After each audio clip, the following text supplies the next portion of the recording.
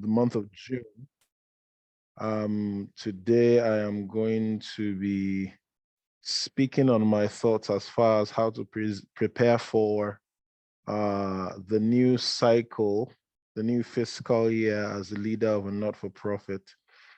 So this session is being recorded as well as being streamed live on Facebook.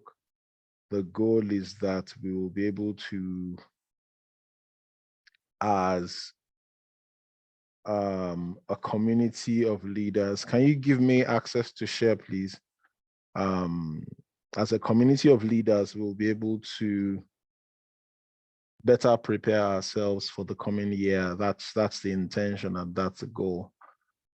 So right now, this is 7:05.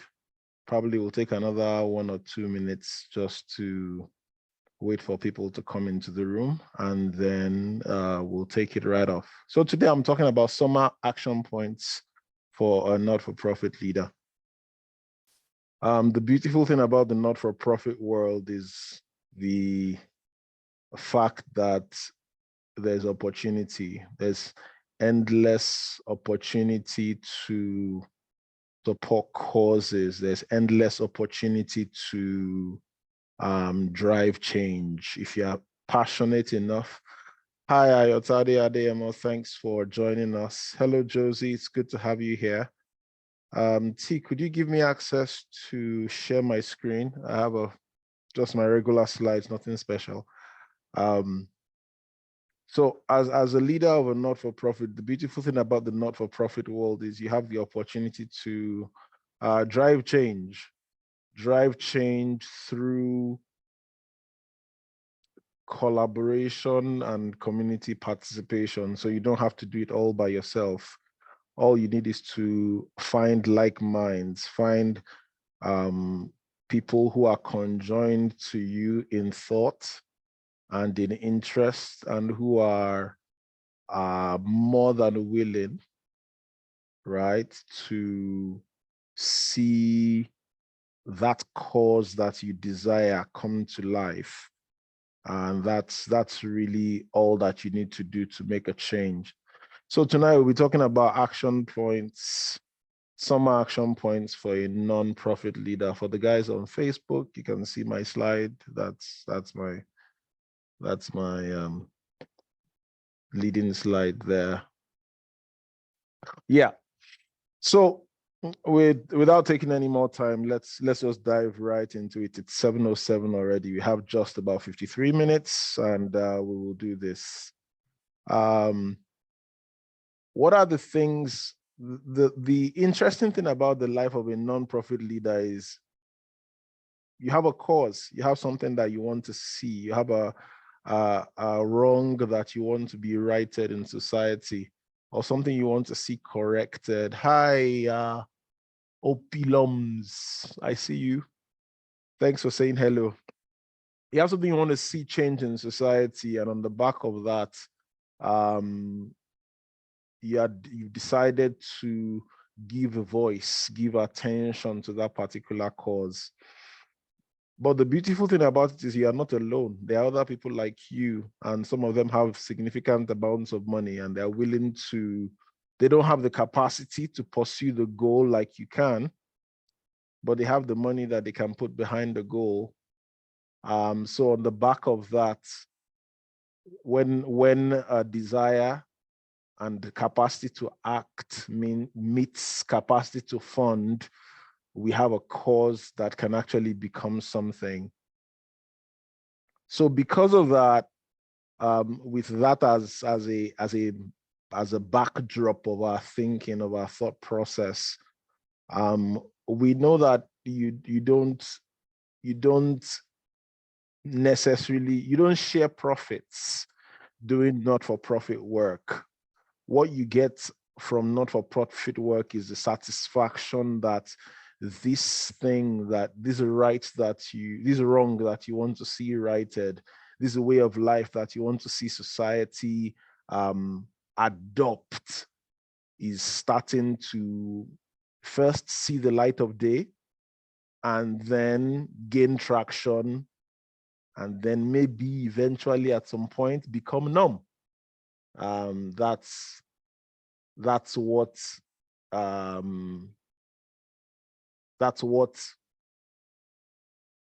the expectation is. That's what the desire is. Hi, Tokpe. Good to have you here. Thanks for joining us. Thanks for having us. Thanks for having me. Great. So as we progress, we'll be looking to take your thoughts in terms of how you prepare. You've been there, done that. You've run a bunch of these cycles now, so you can tell us how you do things. But these are my own thoughts that I'm looking to share. And this is how. So these are the simple things that I'm thinking about. This is where my headspace is. First things first. You can't to fail to prepare is to prepare to fail. So at any given time, by the time we are hitting June, as a leader of a not-for-profit, you're sitting down and saying, okay, based on our overall plan, based on our overarching goal, our dream, our desire, what we are looking to see, what do we want to be doing in the next 12 months? The beautiful thing about having such a plan in place means that you are no longer running from pillar to post trying to, make things happen, either because of events that are happening in society or what's in the news, but you are actually executing an action plan that you've set in place. That action plan, right, is a critical component. And that's one thing that if you don't have it already, you should have started working on by now. You should have started working on that plan, that 12-month plan for the next cycle, i.e., January 2024 to December 2024. You should have started putting pen to paper and building that plan together by now.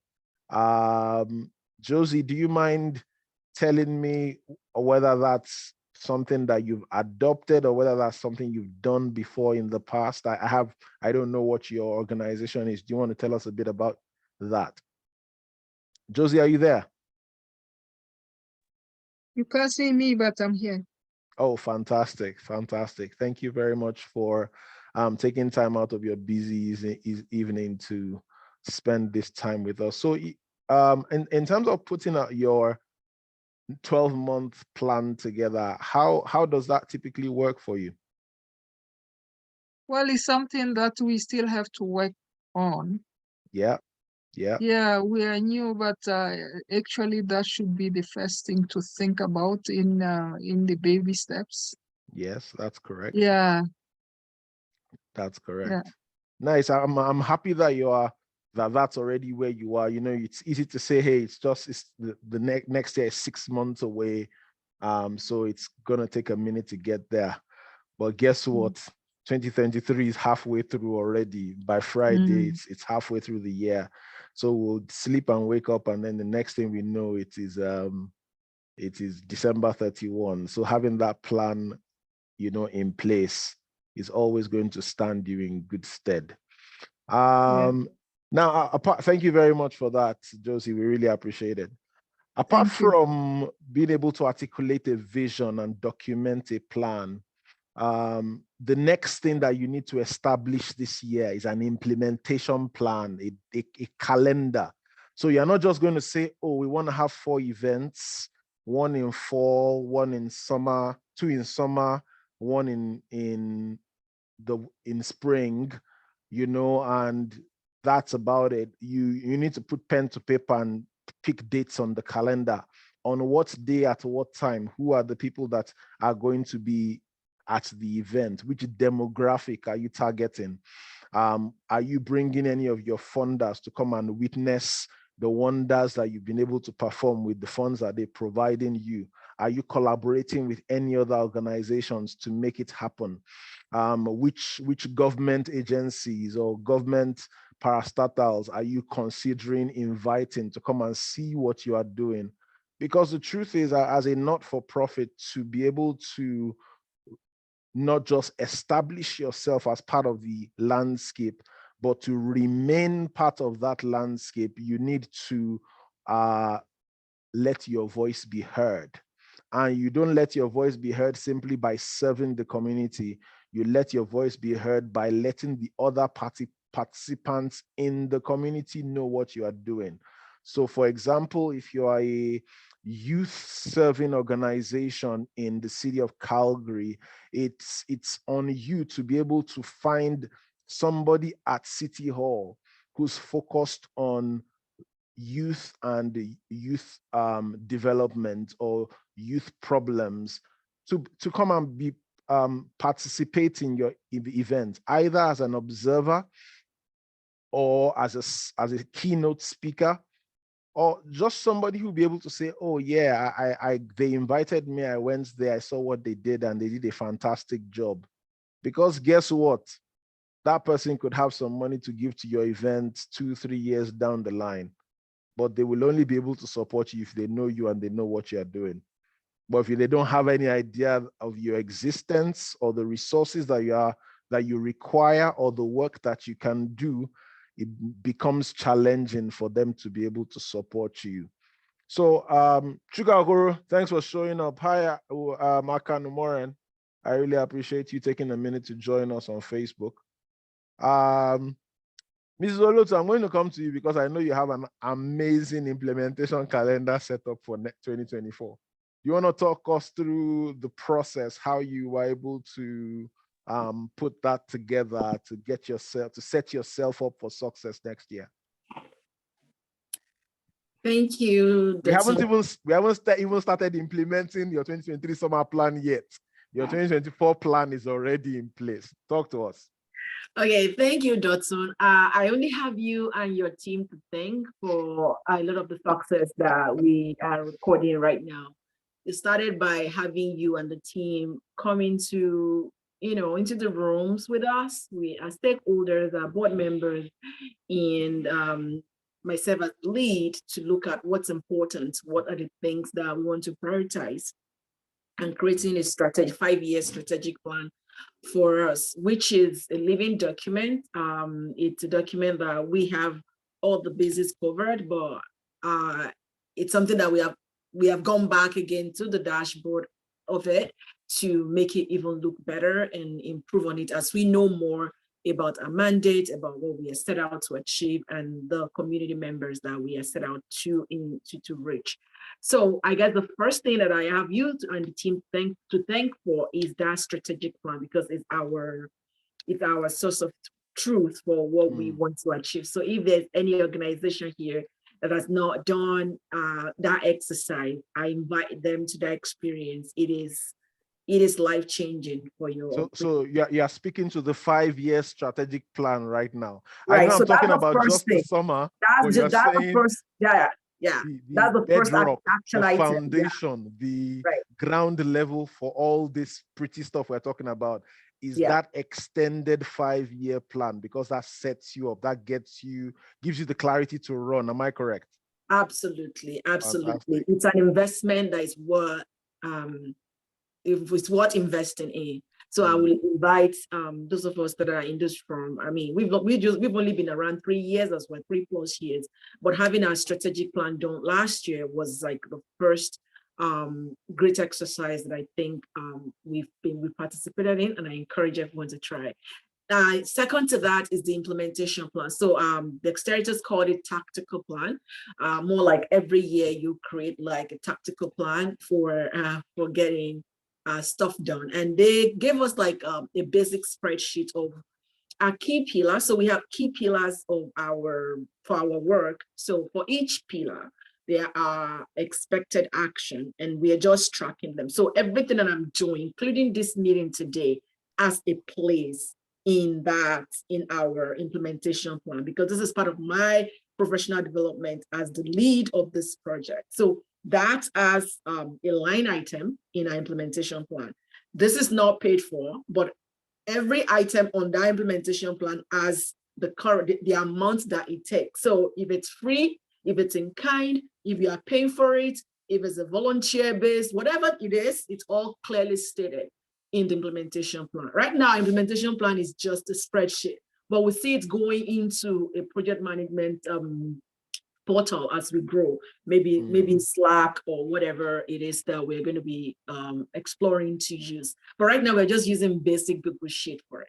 But what I'm saying is whatever method, whatever software, whatever tool that one decides to use does not matter. What matters is having that plan set up to the minutest of tasks. You know, it's like we call it in project management. When you work breakdown structure, if it's not in the work breakdown structure, it's not in the project. So I guess it was that mindset that helped me to understand when Dexteritas was taking us through that exercise when we started to get their services last year. It's not too expensive. It's not like I'm promoting Dexteritas. You can use any consultant you want, but why not? Dexteritas have been very pivotal to our success at Aspire Hub, and I will stand on the rooftop to promote their work anytime. Get them on board. They will change your business. They will change your organization. Thank you. Wow, thank you very much for that plug. I'm looking for a helmet to keep my head in shape. Thank you very much for telling us about how we were able to support you. But I just want to summarize for the guys on Facebook to hear. So you talked about first things first, having a strategic plan in place. You did a 5-year plan, and the essence of that 5-year plan was to help you hone in on the general direction of the organization. But that also helped you to put together a bunch of pillars that you could say, okay, these are the things that are unshakable that we have identified about our organization right now. And that helped you to develop a tactical plan where you said, okay, if I'm going to do A, what are all the tasks that are involved in getting A done? Whether it is hiring somebody, whether it is recruiting volunteers, whether it is securing funding, whether it's finding a location, whether it is attending a seminar like this one, a webinar like this one, whether free or paid, right? You put all of that into a single document with dates, times, costs, and that is what you are running with for the next. I'm sorry to cut you, including who is going to do it. Like, yeah, and of course, responsible party. Because the point is, even if you are the only one doing everything, to be able to delegate tasks, you must know what the tasks are, right? And the day you have one volunteer coming on board, it's easy to say, hey, here is this task for you to go and deal with. It's happening on this day at this time, and this is the result that I'm expecting. Fantastic. Thank you very much, Ms. Zolotu, for sharing that. I really appreciate it. Hi, Monir, Bamdele Salako, Ibukun, Antonia. Thank you very much for joining us. We really appreciate this.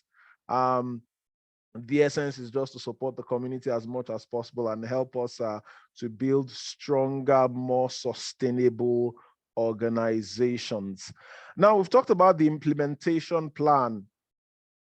The beauty of an implementation plan is that it provides yet more clarity. So your 5-year strategic plan is beautiful. The implementation plan tells you this is what we are doing every day, literally. You are checking the box every day. You are checking the box every day. And with every box that you check out there, the closer you get, to the goal that you are trying to achieve. Where I come from in Nigeria, they say, and that's in Yoruba language. And that means that getting the gospel out there requires money. Money is the bicycle of the gospel. That's a literal translation. And I'm speaking about that because there are all sorts of resources that we require to be able to implement these beautiful plans that we've talked about. To be able to prepare the plan, somebody needs to sit down with a vision and a spreadsheet or Slack or whatever tool that you're using and say, this is what we are trying to achieve. And these are the action points, that are necessary to make it happen. Now, as a not-for-profit, you don't have money of your own. You don't necessarily have resources. If you're a very nice person, then maybe you have 1 or 2 people that you can call on from time to time and say, hey, do you want to give me a hand on a bottle drive? Do you want to go with me to a networking event? I'm meeting the mayor of the city of Calgary. Would you like to accompany me as an attaché to our organization? that's beautiful. But the fact is, as we make progress, the intention is that we are not alone doing the work that we are doing. So we need to think about the resources that we require. I have funding there as the first thing, because the truth is, when you have a cause and there's no money behind it, very little gets done. I can speak about that. I know how that works. When you have no money behind the cause, very little gets done. And as a not-for-profit, particularly here in Canada, there is opportunity. There's opportunity because there are lots and lots of organizations that have goals and objectives, and they're looking for people who are willing and able to help them achieve those objectives.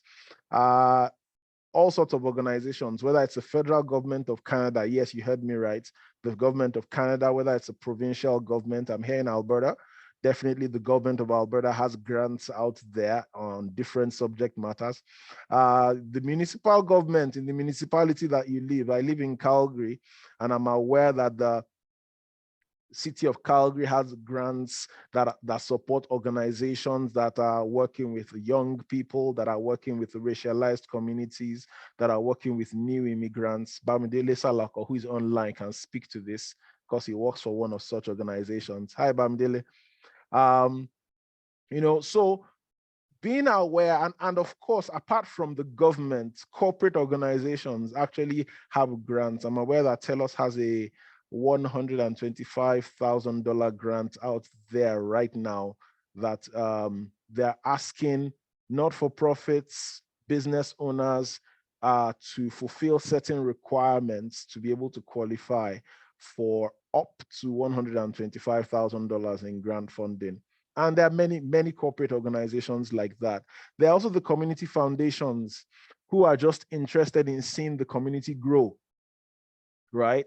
And they have the backing of high net worth individuals and wealthy families who belong to the community and are choosing to give back through the community foundations. Those are all potential funders.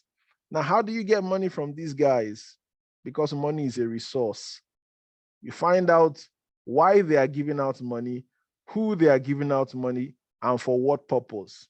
And when there is an alignment between that and your own objectives, then you can go ahead and fulfill the requirements and then cross your fingers and wait for them to say, hey, we agree with you and we like your proposal and we would like to support your vision, because your vision achieves our objectives. So you need to be thinking about what kind of funding you need to meet that implementation plan that you have put together. The beautiful thing about Mrs. Olotu's plan is that every single task has a dollar value attached to it, whether it is 0 or 10 or 100 or 100,000. That kind of plan is a valid one that helps you identify clearly what sort of funding that you require. And that helps you to be able to seek out and locate grant funding from the various potential funders that exist across the patch, whether they are local or they are national. The important thing is you are actively going out there to go, getting on the web, scouring the right websites. I know that various arms of government, whether if you are like me, consistently supporting entrepreneurs and business, then ESDC is a place that you need to be looking at their website, because they are always out there putting out grants to support business owners and entrepreneurs. Hi, Dotun Digbite. Hello, Kennedy Gates. Thank you. Congratulations on your recently concluded Rise and Shine conference. I know that happened this last weekend. I couldn't make it, but I need to recognize you since you're here and we're in this space together. Thanks for showing up here this evening. I appreciate this. In addition to the funding, we need to talk about volunteers, because as much as people like to get paid, they're actually people who don't mind giving you an hour or two of their time because they believe in what you're trying to do and they agree with your cause. So pending the time that you can afford, 1 or 2 FTE at minimum wage, that's $30,000 to $60,000 per annum. It's one way that you can grow your organization is to look at, okay, what kind of volunteer resource can I use and what can I use them for? If you are working with youths and you do kind of physical, sports type events in the summer, then you can look to, okay, can I involve parents of the kids that I will be serving? Can I involve other youths within the community who are looking to get some kind of credit, who are looking to demonstrate leadership and leadership component capacity, right? So when you are able to say categorically that I need 3, 4, 5 people, to referee games, to keep score, to coordinate a bunch of teenagers getting on and off the pitch or getting on and off a bus, when you have that plan clearly stated, it's easy for you to go out there and go and recruit these young people. So whether you're going to be looking to a local church in the community, or you are actually going to a higher post-secondary institution, because you can find people there who are willing to volunteer and they don't mind, trading their time for a certificate of recognition, then that's something to do. But if you do not have a plan in place, if you do not know when you need them, what you need them for, and how much of their time that you'll be taking, it makes it difficult for you to be able to secure these resources. So as you put together your vision and your plan, think about the resources that you need. Another thing we want to talk about is the potential for in-house staffing.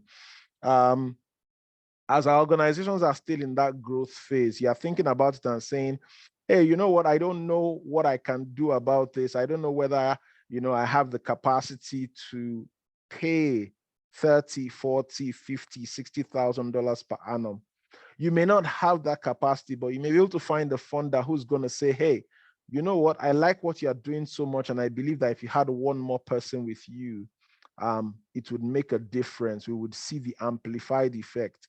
So therefore, we are willing to pick up 1 FTE. Yes, there are organizations that can do that for you.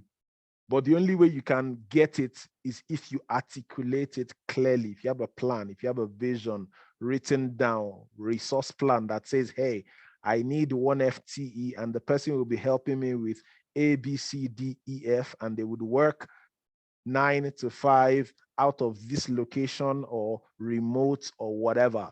Answering those questions makes it easier to justify for anybody who is going to provide the funding. Another thing is locations. So this is June 27. You have loads and loads of events happening. If you get on Eventbrite, you'll see literally every evening something is happening. Definitely every Saturday and Sunday, you have some big events going down. The festivals, Calgary Stampede starts, and then the festivals are going to roll in, and literally every park and every place is going to be having one event or one thing or the other happening. But guess what? Some of those events, some of those locations have been booked since last year.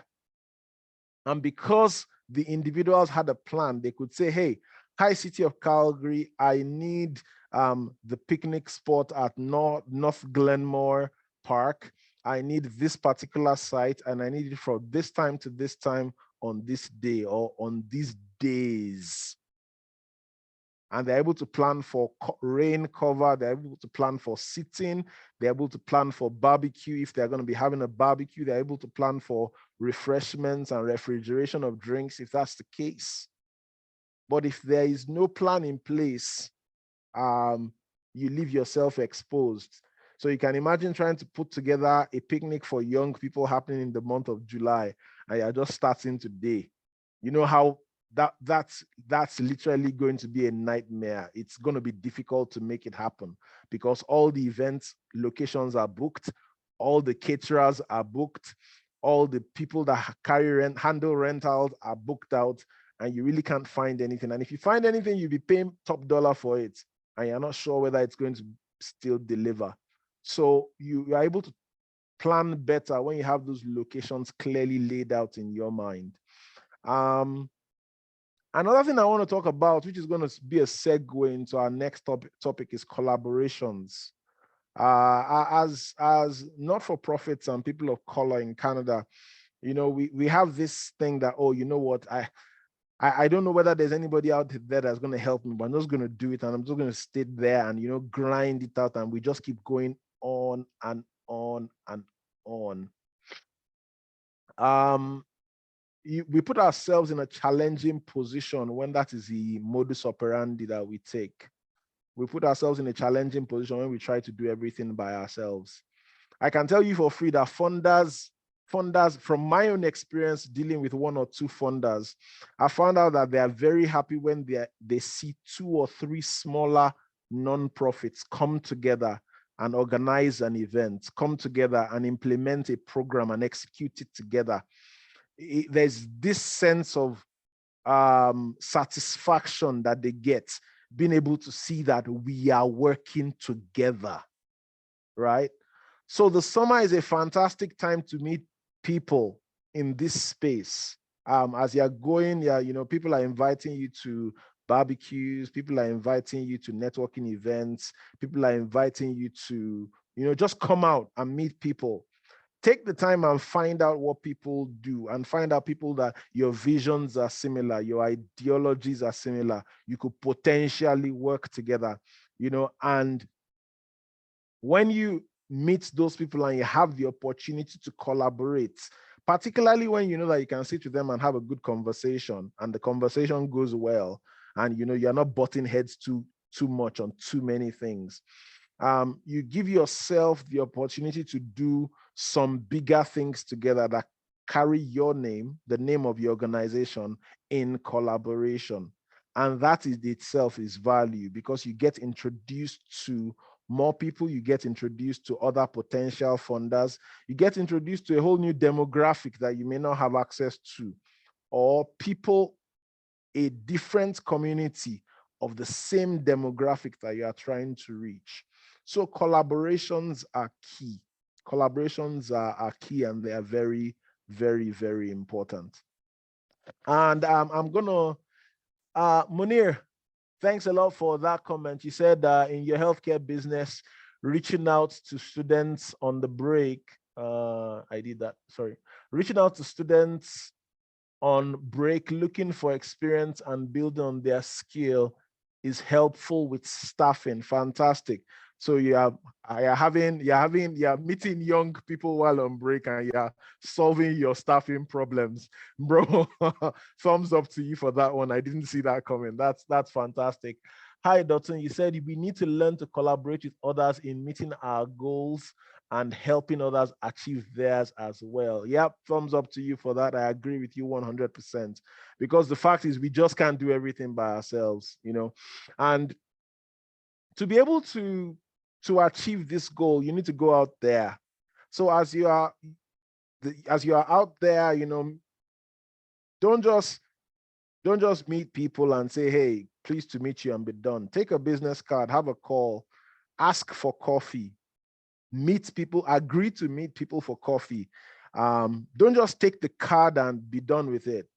Call the person on that card back and find out whether anything they talked about that you remember has panned out. Find out how the organization is doing.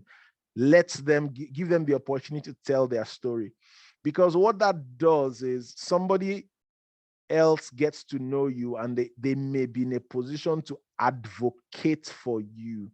I don't know, T, are you there? Do you want to talk a bit about your experience having somebody, you know, somebody that you spoke to suddenly become an advocate for you or your organization? T, are you there?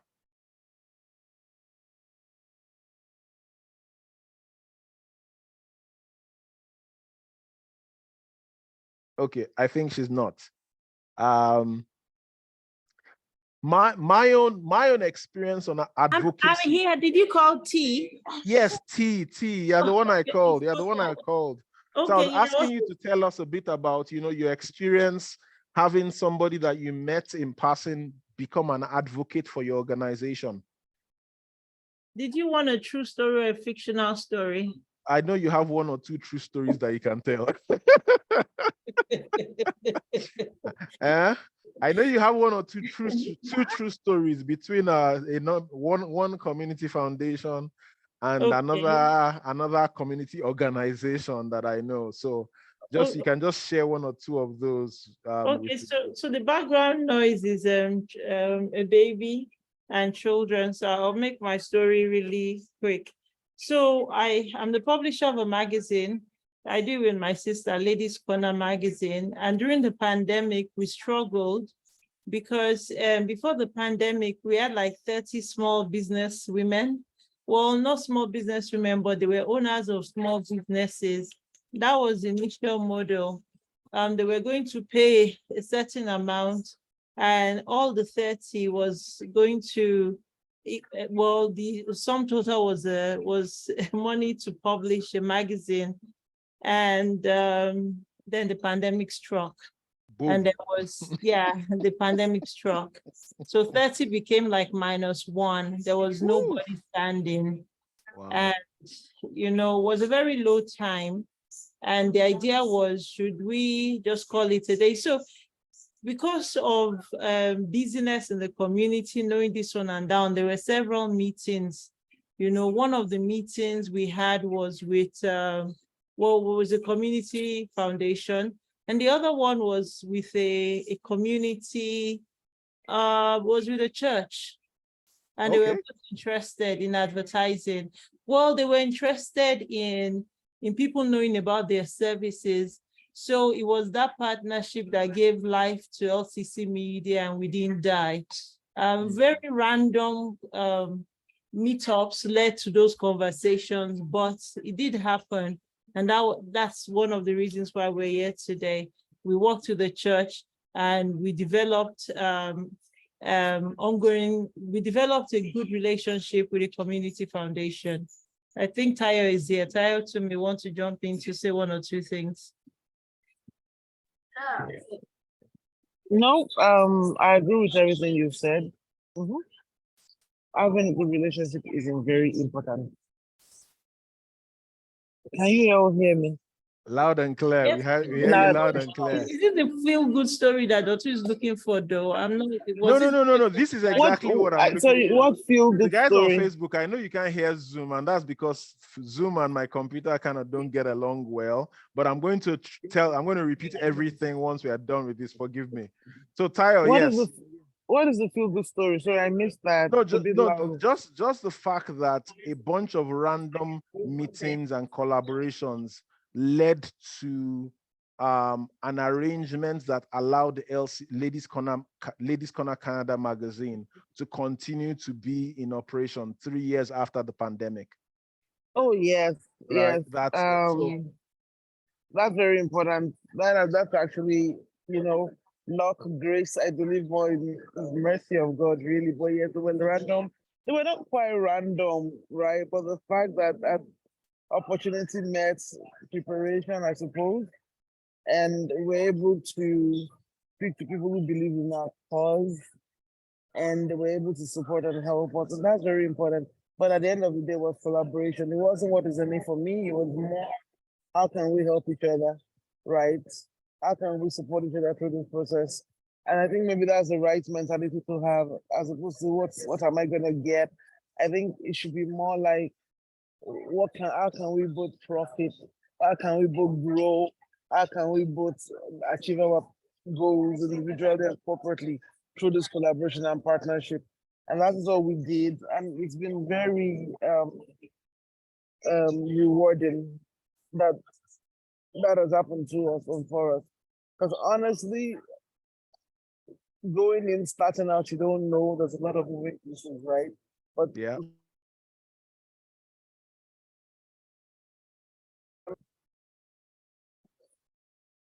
Okay.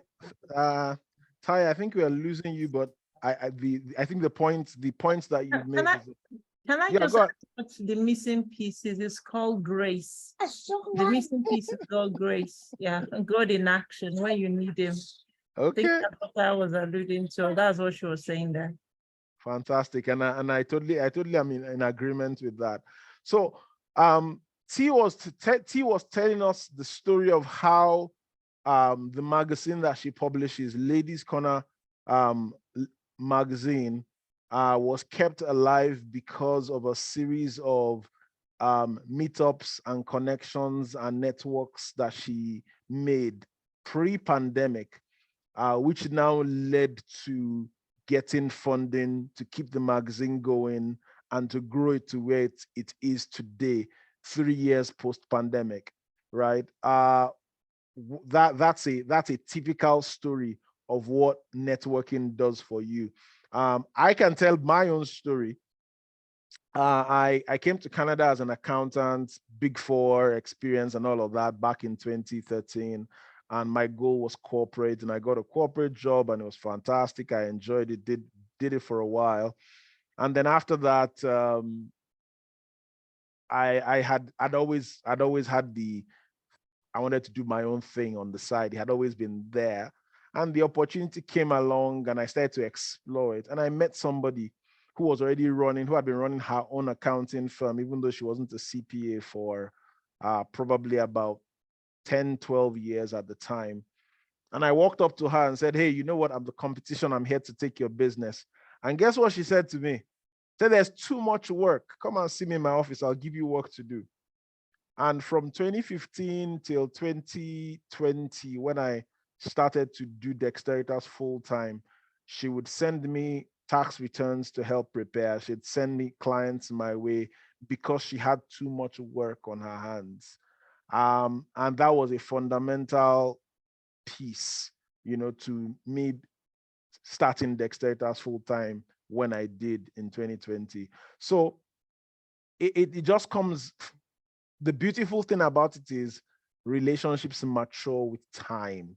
So building that relationship, helping the other not-for-profit get their own vision, helping them achieve some of their own goals would help them turn around and help you achieve some of your own goals. And as you work together and grow together, you glow together, you shine together, and more opportunity comes. But if all you're thinking about is yourself and what you're going to get out of it, then there's not going to be much to get out of it, what you alone can do in that sense. Kemi Akinubi, thanks for joining us. Niyo Dewale, same, thank you very much for joining us. Doctor, I hope you've heard the stories I've told now. Thanks. So, this is 7:47. We're about 13 minutes more. I want to talk about personal development.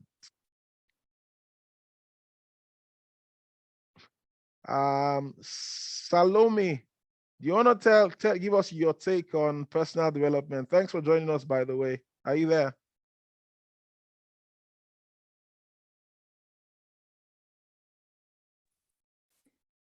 Yes, hi. Hi, hi, how's it going? Good, how are you? I'm very well. Do you want to tell us your take on personal development? Why do you think this is here? Why do you think it's important? Well, you put me on the spot. Personal You know I development. do that, Personal development for yourself and so that you get the skills, you have the skill set in order to run your organization. So whether it's leadership or accounting, or that's what I'm assuming is what that would be. Yeah. Well, yeah, getting hotter. Keep going. You're getting hotter. Yeah, getting hotter. I guess knowing, I would say knowing where your strengths and weaknesses are, and I guess where you would like your organization to go, so to be prepared for that next step. Fantastic. That last piece that you said there, where you want your organization to go and being prepared for that next step. Because as the leader of the organization, thank you very much for saying that. I really appreciate it. As a leader of your organization, everything rises and falls on leadership, right? If you are that fella who thinks that you know it all, you can do it all, and you don't need anybody else, then you become the cock. You become the limits, right? You become the stunt.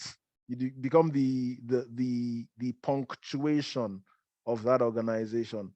But as long as you're lifting the lead and growing on your own, everybody who is around you, whether as a volunteer, as your staff, as a collaborator, as long as you are growing, you are able to supply them sufficient. You're able to supply them something that will help them to continue to grow. And whether we like it or not, the business of not-for-profits, you don't necessarily always have money to motivate people.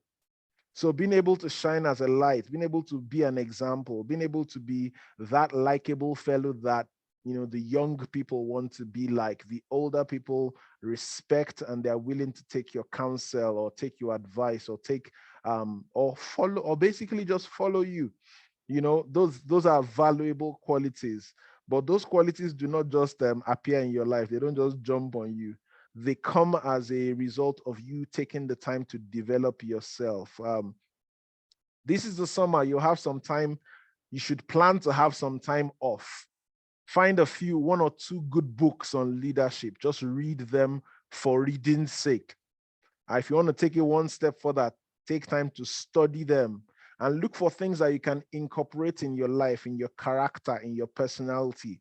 I once listened to Warren Buffett make a speech, and somebody asked him that, what's the best educational money you ever spent? And what he said struck me. He said the best money he ever spent on education was the money he spent on a Dale Carnegie course on public speaking. That's the best money he's ever spent in his perspective. His name is Warren Buffett. He's he's been richest man in the world more than once. And he's somewhere in the top 5 list, thanks to Elon Musk and Jeff Bezos moving things around in Amazon and Tesla and all that stuff. So I think the point I'm making is this. It does not necessarily have to be another degree. It could be. It does not necessarily have to be another fellowship. It could be. However, do something that adds to you daily. It could be choosing to get healthy, working out. It could be choosing to go out of your way to meet people, whether in person, at events, or virtually on LinkedIn. It could be reading a book. It could be listening to a podcast.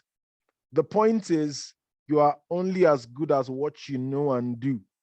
So if you put some time, invest some time in learning, invest some time in developing yourself, your personality, your character, your handshake, how you speak, how you address people, your ability to command the crowd, to get an audience to listen to you.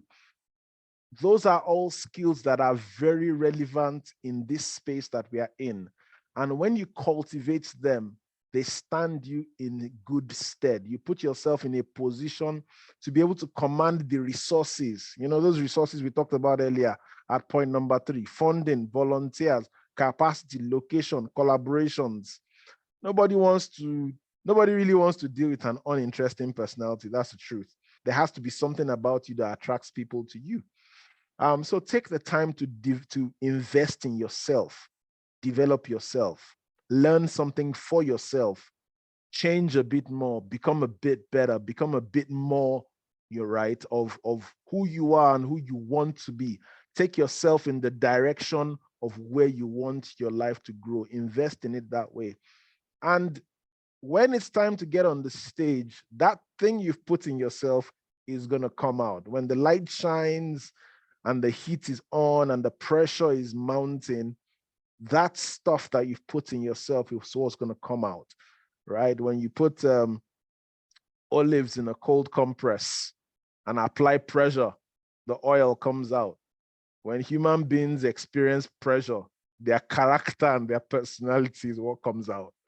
So when you take the time to develop yourself, you want to make sure that what's coming out is great. You want to make sure that what's coming out is value. You want to make sure that what's coming out is what people will be happy to experience, because that's what's going to keep them coming back to you. That's what's going to keep them referring people to you. That's what's going to keep them sending people your way. So these are my thoughts. These are the things I'm thinking about.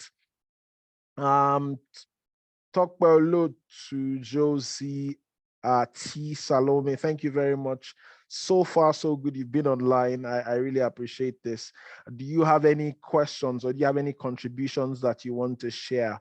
If there's anyone on Facebook who wants to share some thoughts, you can just type it in there. I will read it out to the rest of the group. Thank you so much once again for for this opportunity. It's great to feel like one is not alone, because this work can really feel lonely a number of times. So when the team was talking about networking, and it felt like, oh yeah, we need to network with people outside. I guess I want to bring it a little closer home, like starting by getting to even network with those of us connected here, and we shouldn't even overlook one another. I've been blessed to collaborate with a number of people in this small room that we are right now. Next week, we start a series of workshops on multiculturalism and anti-racism that Aspire Hub is leading, but the workshops won't be possible without the support that we've received from LCC Media, from the beautiful ladies at LCC Media, and Ms. Tayo herself, who has been very, very helpful from even getting started on writing to getting the grant approved and now getting it to implementation. So I want to say that we can collaborate with one another. We are a resource pool. I have things that I bring to the table. Each one of us here have things that we bring to the table. We need to stop working in silos. We need to work together. Aside from the organizations that we each lead or represent, there are individual skills that we possess that we can bring to the table. If you want to do project management training, I am very good at it. Like if the organization is into things like that, or you need a little bit of resource to help with something. I'm also a nutritionist. Part of the program that I do for our youth is teaching them how to eat better, how to have confidence, self-image issues, and things like that. So I mean, like what I'm saying is, together, even in this room, there are collaborations, there are working together that we can do. I am not sure how we will have been able to do up close and personal without SCC Media this summer. So watch out. Thank you so much, Ms. Steve, for putting that link in the chat. We are going to be having 6 workshops. I'm using this opportunity to spread the word. Join us. Let's talk about the barriers that are blocking us from being who we need to be in this community. This is our land.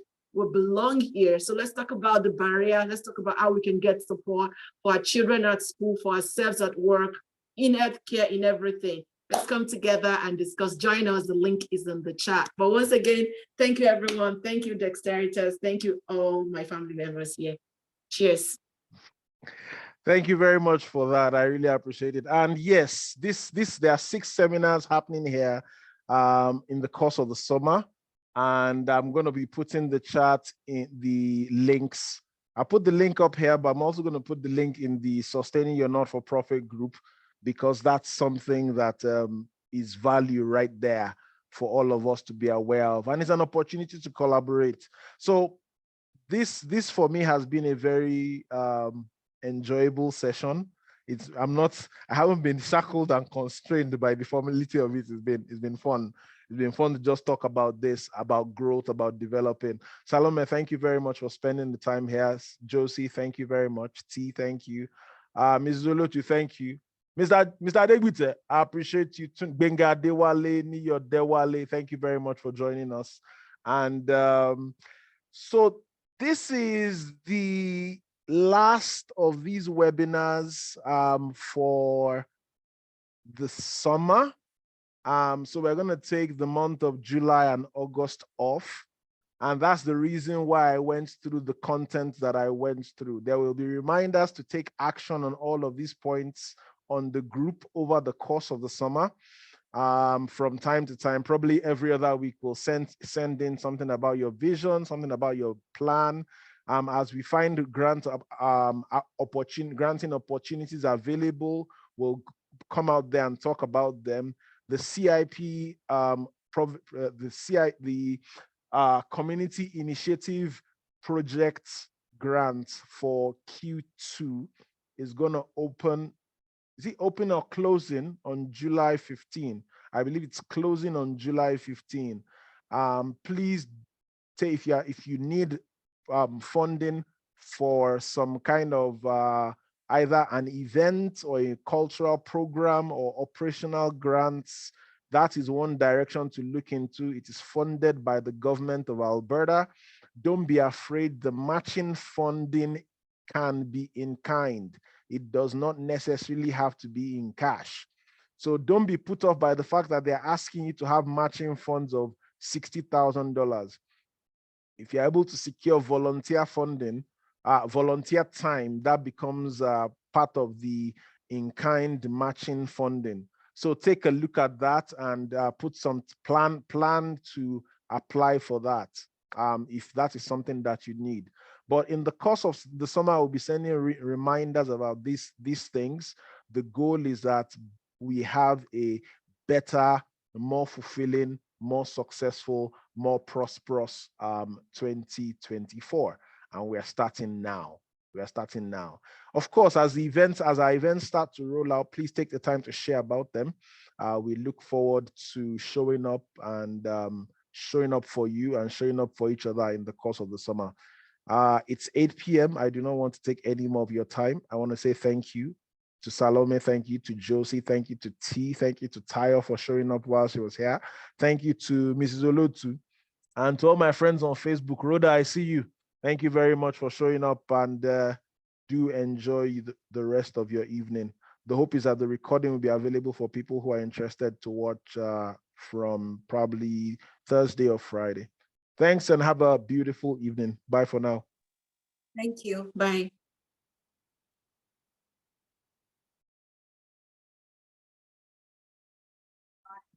Dot, are you able to end recording?